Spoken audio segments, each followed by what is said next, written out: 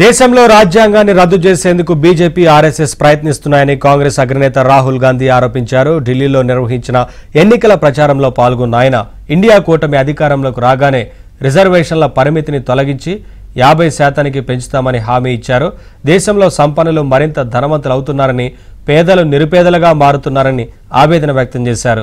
దేశ ప్రజలతో పాటు బీజేపీకి ఎదురు నిలబడి కాంగ్రెస్ పార్టీ పోరాటం చేస్తుందని గుర్తు చేశారు. దేశంలో రాజ్యాంగాన్ని ఎవరూ రద్దు చేయలేరని రాహుల్ స్పష్టం చేశారు.